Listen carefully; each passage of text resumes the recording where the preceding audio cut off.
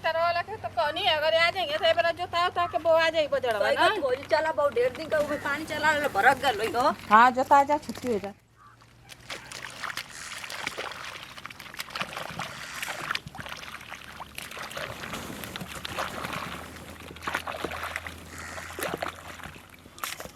एवढं ऐकून का झाला और आज हमारे खेता में बरा तो कोने मेड़िया टूट गल रे चिकन बे मेड़िया टूट गल तोरी बाप का हमारे जोत गा करल तो पानी भरा डाला चल सुखा जी एक दो दिन में सुखा जी। टटरवा में भसी तो ढकल पे तू टटरवा भसी तो ये पप्पा तू का दे रे तू का कले रे तू का कले तेरी पर देला और रे पारो ज्यादा भैया हम ना बोलत चाहते। हां तो हम बोलत चाहते चल अपन मुंह से कुल उठाओ ये भैया हट चल आई पर पुल पानी से भैया जान बुझ के ना कहनी है हमार टट्टर अजुआ जो तू आए करला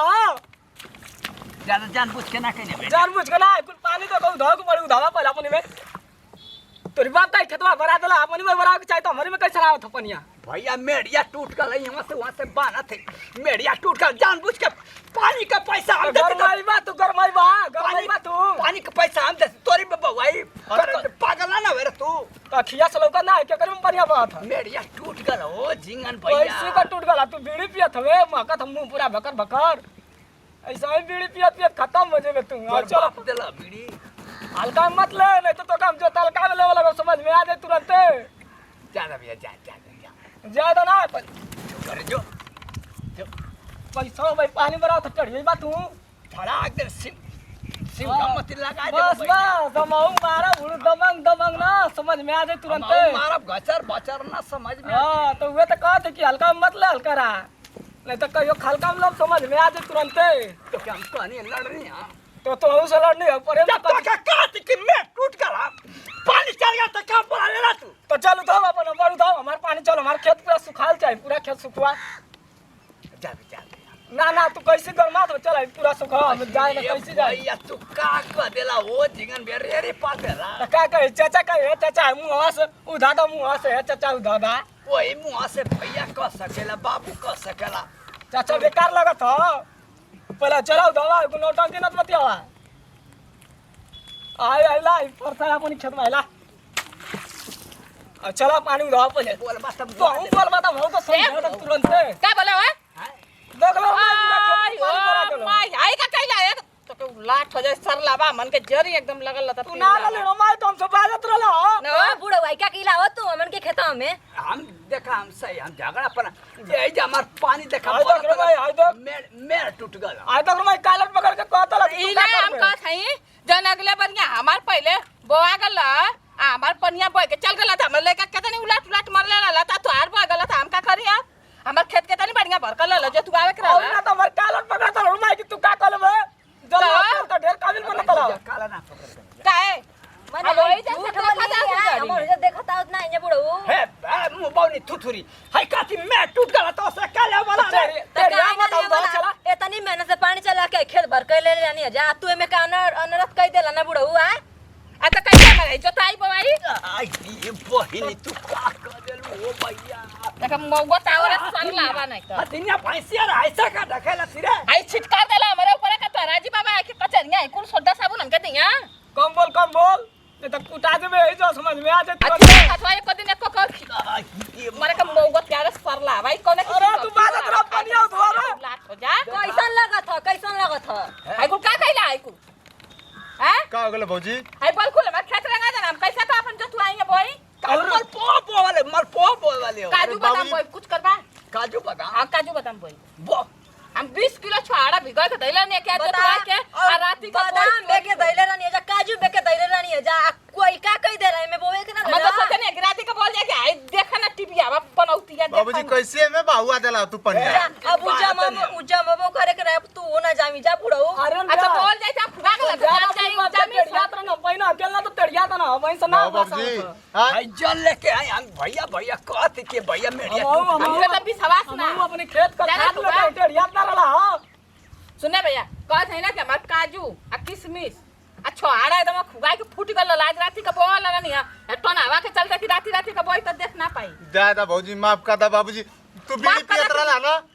तन के त पियत रही हम जानत हई जब तू पानी भरा एक बार लगभग बैठ के मेरी पर बीड़ी पिए वैसे तो कुल भर गला ई के उताई चल जल्दी एक सुखवा जल्दी जल्दी उधार बुढ़ऊ ना तो बाबूजी, मुंह आम- डाल के आम मैं उधार दे, गला बाबूजी। मुंह दो के बे अरे बाबूजी आय तो बागा नहीं तो डालेंगे बाबूजी बाना हो ये बुढ़ऊ ही का हो ऐसा कैसा है अरे बाबूजी, रुका। आजी बाबा बन बाबूजी राजा बांध देती बाबूजी माफ कर दे थोड़ा हो माफ हो अरे दादा ये तो बाबूजी लगा तो लास्ट में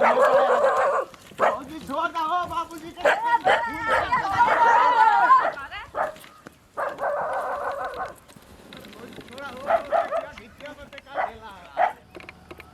बाबूजी ज्यादा मत मारियो हो बाबूजी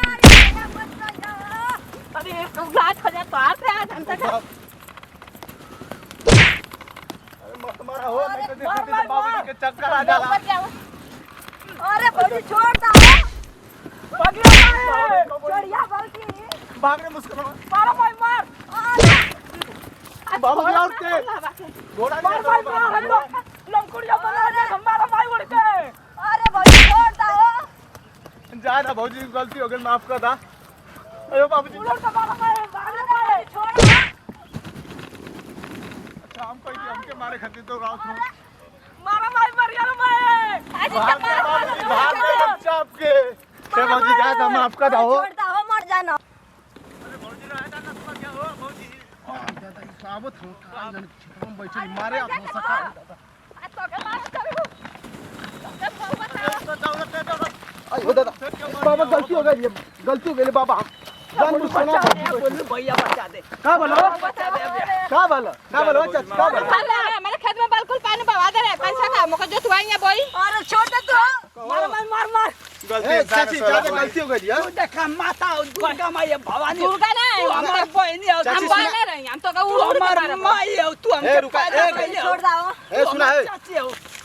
रुका बाबा रुका ए चाची रुका पहले बता सुना तोरे खेत में ना पानी भरा कहीं पानी बगल तो मारत हुई पानी हम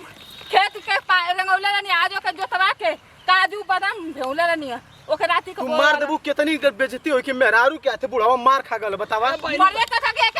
आज तो के मुआइया के छोड़ के मुआवा के आवा तू समझत ना आवा हमें क्या है मेहनत से कम 20-25 किलो काजू बादाम भेउला नहीं बो खाती ने टीपी आवा के चलते चाची, सुना। फल आवा के चलते हमारे सर जाए पनिया न बल पानी खेत बह भैया तुआर खेत जहां तार आ जाई सूख जाई तुआर खेत ठीक है माफी मांगला चाची ज्यादा ये के तो मर गई कहां में छोड़ चुप रह तू मार दे बाबा तो के तू बाबा ज्यादा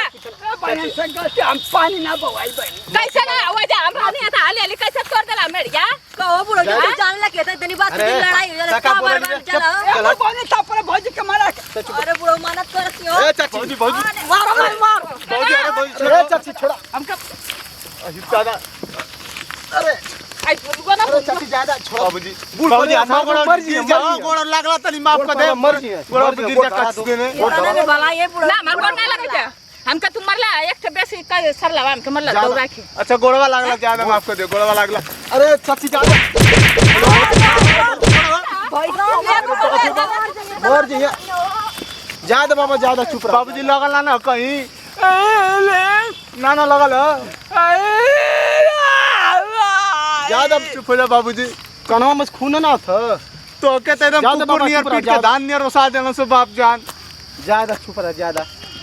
तू मर्दवा के भेजेला पानी भरा के तू कहां रहला घर में कोबरा में तू रहला से लेट हो गेला हम खाना न कनी ढक के आती तई ताव में चल गेला त का होई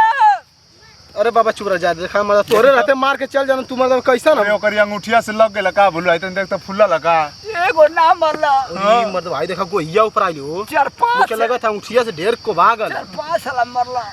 बाबूजी लगल ना कहीं जोर से हे कदम बर्बाद कदम तू चार कदम 2.5 किलो का बम फेंकब हड़का में पूछ बुका में आई ज्यादा जब हम सुतब टक्कर पूरा जाई पूरा लिया के बम पूरा रूस से लिया के फूंक दे का फूक दे भाई सन जट्ठा जमान पैदा कइले बा कोनो काम लायक ना कोनो काम लायक पैदा ना कइले बा से बोली कोनो काम लायक पैदा ना कइले बा ज्यादा बाबूजी अब रोला से इज्जत अपने ना जाई ज्यादा चुप हो जा मत रो चल तू काय बचेले काय ना रे करे बाबा बचाओ ना रनी तो सिया कनी के ज्यादा साथ चड्डी तो सिया बेला काय बचेले रे बाबा हम बचेले। भाई सुरती मांगे भाग ले ले खाते दे दे बाबा भाई दीवाना बाबा ताई सुदे दे ले ले खाते हाय तेन टोई बेरे कपड़ा सुन हो गला हां बाबूजी ए जे गो ये गोइठा ऊपर आ गल एगो ए जे दुगो और कहता है नहीं ओए बाबूजी तो 3 गो मार दे अंगूठी लगत है चाहे आत्महत्या करब नहीं चाहे बाबूजी। हम बाजी नहीं के देखिए ढेर पिटा जीवा कुकुर नियर बाबूजी जोश में मत हो का ज्यादा जोर भइल तो बांध दे तने तो जा फिर लती आई तो जा। नमस्ते प्रणाम सभी भोजपुरी समाज के पैर छू के प्रणाम। और हमनी के बीड़ी कॉमेडी गुरवा कॉमेडी चैनल में आप सबके रोज ऐसे ही हंसे हंसा वाला शिक्षा वाला और इंटरटेनमेंट वाला वीडियो देखे के मिली। तो आज के वीडियो तो आप लोग देखबे के नहीं भैया कि हमारा बाप जाने एकदम घर से अब जाके गई ना कि नहीं तू लेट करते वहाँ जाके हम पानी भराए वहाँ गईला के बाद बैठ के मेहड़ी पर भैया बीड़ी घींचत रहा उनका ध्यान खाली बीड़ी पियला में रहल और मेहड़ी के ध्यान ना देना पानी भरा उसको टूट मेहड़ी तोड़ के पानी भैया दूसरा के खेत में मोटकी भौजी खेत में जात रहा। तो हमनी के वीडियो बनौला का मेन मकसद ये बा कि आदमी अगर कोनो भी काम करत हो तो मन लगा के करे के चाहिए। ई ना कि काम करत बाड़ी कहीं और या मन बा कहीं और तो भैया काम गड़बड़ होबे करी। तो आप लोग कोनो काम करी जा तो मन लगा के करी जा ताकि कहीं से शिकायत ना आए कि उसे झगड़ा लड़ाई ना हो। जैसे कि आप लोग वीडियो में देखनी है कि पानी बहला की वजह से मोटकी भौजी में और हमारे बाबूजी में कितना खतरनाक लड़ाई भइल भैया। और वीडियो में हमने से कोनो भी गलती भइल चाहे कोनो उल्टा शब्द बोलाइल हो तो अपन छोट नाती पोता बेटा समझ के माफ करब जा। ए मौसा मैं यही जीवन जबरा मरद ही बहुत तगड़ा बूढ़ को पना से रोज करे नहीं झगड़ा। ए मौसा वीडियो में कौन भी हमसे गलती भले तो अपन लड़का समझ के माफ करिए। तो आज की वीडियो में आप लोग देखबे कन्या कैसे कि हमन खेते आले निजा उड़ान बेख बाबूजी आगे आके आ मेड़ी खन देलन पानी हमन के खेते में आगे लला और हमन के पानी भरले रह निजा और के बरका खातिर छोड़ले रह निजा तो में पानी डाल के गिल कर देना। तो भैया अगर केहू खेती करते हो परेशान ना करें उनके खेती कर दें वीडियो में जो भी गलती भले तो अपन छोट लगी छोट बेटी समझ के माफ कर दिया। नमस्ते प्रणाम सभी भोजपुरिया समाज के पैर छू के प्रणाम। आप तो देखबे कहीं कि तनी तनी बात खातिर के बाबा के कैसे हम दौड़ा के मरनी है बाबा हमके मारत रहना। तो ऐसे अगर कोनो पुरानी आदमी होगा उससे गलती हो गल तो ओके हाथ ना उठावे के चाहिए। जौन गलती हम कहनी है वो गलती आप लोगन ना करी। कोनो पुरानिया रह चाहे केवरो के हाथ ना उठावे के चाहिए ओके बढ़िया प्यार से समझावे के चाहिए। आ वीडियो में कोनो गलती भले तो हाथ जोड़ के विनती अच्छा में कइल जाए। और जैसे का प्यार दुलार आप सब हमनी के पूरा टीम पर बनौले बानी भैया वैसे ही प्यार दुलार हमनी के प्यारा सा चैनल बीड़ी कॉमेडी गुरवा कॉमेडी पर बनौले रह जा। और यहाँ से दी जा विदाई। अगले वीडियो में आप लोग से फिर मिलल जाए। जय हिंद, जय भारत, जय भोजपुरी समाज।